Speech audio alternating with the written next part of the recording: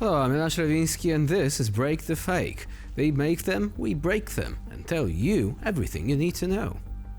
While Russian lawmakers call from the podium to love the motherland and stand your ground against sanctions, their families demonstrate a more practical approach to geopolitics with a one-way ticket and good health insurance. Another example of double standards has arrived from Togliatti. Sounds a bit Italian, but it is a city in Russia formerly known as Stavropol. But you know, it's actually kind of famous because it's home to the Lada. This is where the Soviet motoring legend was made. Round of applause, please. Anyway, we're not talking the grim fate of Russia's declining auto industry today. We're traveling to Togliatti for something else entirely. You see, the wife of City Duma deputy Alexander Doroshkin went to give birth in Chile. Not under the aegis of cutting-edge Russian health service, but in distant South America, for the sake of, as it turned out, a strong passport for the child. As the deputy's wife herself admitted, the choice was a serious one: the US, Canada or South America. They settled for Chile because it is beautiful, the Spanish language has a pleasing melody to it, and most importantly, the passport allows visa-free travel to many countries around the world. Откуда пришла идея рожать за границей? Идея пришла спонтанно, но я всегда мечтала родить малыша за границей. Муж проштудировал все за и против, плюсы и минусы. У нас были варианты родить в США, в Майами, в Канаде, но приняли решение рожать в Южной Америке, в Чили, по многим причинам. Паспорт Чили дает возможность путешествовать безвизово во многих странах мира. Также экономика очень на высоком уровне, преступность на низком уровне. Хотела бы, чтобы мой малыш знал несколько языков. В Чили говорят на испанском языке, очень красивый язык. Мне бы хотелось, чтобы мой малыш обладал всеми этими супервозможностями. On social media, Alexander Doroshkin is an exemplary patriot. Try reading any of his posts and you'll find out that Russia is great, unbreakable and self-sufficient. Meanwhile, the West is portrayed as hostile and sanctions are nothing to worry about. But when it comes to the future of his own child, geopolitical rhetoric strangely gives way to pragmatism. Because while it is easy to love Russia from a distance, when it comes to childbirth, other factors come into play. Imagine a world where the health service actually works, passports do not require explanations at the border, and the world visa-free is not a dream, but a reality. Well, there you go. The result is a funny but familiar formula. Let ordinary people face the inconvenience of daily life in Russia. We, the ruling class, are so patriotic that we'd rather have other options available. Like global mobility, for example. And it doesn't even matter what these guys choose, the US, Canada or Latin America. What matters is that those who talk the most about patriotism and sacrifice somehow prefer that their children stand at international passport control from the moment they are born. Russian state patriotism has once again proven to be a commodity for domestic consumption. For the unfortunate city councillor, his love of Latin American passports resulted in his resignation. But don't think for a single moment that this is anything but an exception. Forget local politicians. Look at the very top. Putin, Peskov, Lavrov. Do you honestly believe their kids live and study in glamorous places like Norilsk or Chelyabinsk? Think again. The whole Kremlin Nepo baby crowd is out there, partying in glitzy hotels in Western Europe or the US. Sanctions be damned. And all that while their parents keep on railing about Western decadence and how only nukes can purify this den of iniquity. If you've been looking for a textbook example of hypocrisy, I guess you're in luck. The scent of liberation is once again in the air on Russian TV, and this time they've cranked it up to 11. Kremlin mouthpiece Vladimir Solovyov has come up with yet another geopolitical fantasy.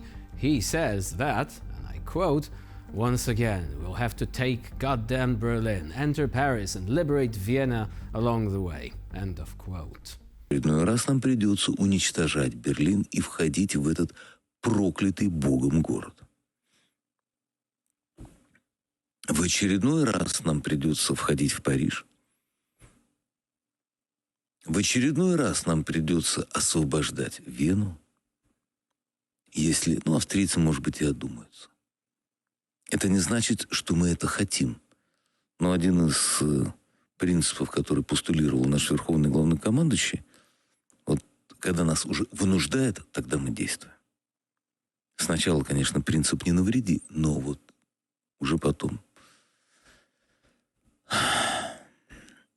Не обессудьте. These statements are not a random nervous breakdown, but part of the system. Russian propaganda methodically prepares viewers for the idea that war is not a tragedy, but the norm, and that Europe is not a neighbor, but the next target. Paris, Berlin, Vienna. In the television studio, they sound like easy targets, all right? As if we are not talking about millions of people, but about buttons and a remote control. Press once, liberated. Pressed again, destroyed. The irony here is that Vlad's son lives in London. See, told ya, Nepo babies. Makes you think about how credible all those threats are, doesn't it? Solovyov's monologues are not a marginal cry, but a symptom. The Russian machine of hatred continues to spin because without war, it has nothing to offer its own population. Meanwhile, someone's recently calculated the speed of Russian advance in Ukraine. And guess what? They figured out that a crawling snail would have already reached Vienna if it started its journey in 2022.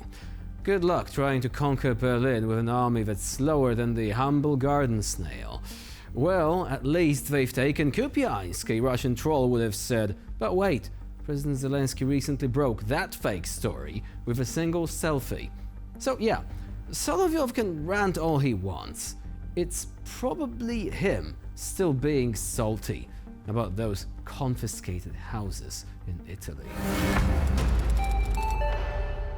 While Russians are calculating prices in stores faster than they can recite the Lord's Prayer, Patriarch Kirill has decided to set the record straight. According to him, believers should thank God for the current government because Russia, it turns out, is living in very prosperous times. The argument is ironclad. The president is Orthodox, the prime minister is Orthodox, the governors are Orthodox, the teachers are Orthodox, the school principals are Orthodox. What else do you need? Maybe he should have also mentioned that the president was KGB and he himself was KGB as well, but that wouldn't fit the narrative. Сегодня действительно живем в очень благополучное время. Даже как-то иногда думаешь, Господи, неужели это наяву? Православный президент, православный премьер, православные губернаторы, православные учителя и директора школ. Ну что еще как бы нужно? Мы благодарим Господа за все это. Indeed. What else do you need? The refrigerator is empty, but it has an icon plastered on it. Salaries are rising, assuming Russia is in the literal real world upside down. Stranger things have happened, right? Likewise, the economy is growing towards deficit. Inflation is rising steadily without fasting or prayer. But that's not the main thing. The main thing is faith. It turns out to be convenient. The success of a state is now measured not by GDP or standard of living, but by the number of people with crosses around their necks and the right words on their questionnaires. The roads are broken, but they're consecrated. Schools are without heating, but with spiritual and moral education. According to Patriarch Kirill's logic, Russia is an ideal state. Everyone is Orthodox, everyone is silent, and everyone is patient. And if anyone thinks that this prosperity looks suspiciously gloomy, then they are not grateful enough. Because when the economy is falling but spirituality is growing, then, as they say in the new official theology, this is not a crisis, it is God's grace. All part of the plan, unlike the Ten Commandments, which, based on what Russia has been up to in recent years, especially in Ukraine, are an optional extra. And with this, we conclude this episode of Break the Fake. Please stay with us here on TVP World for more latest news, updates, and commentary.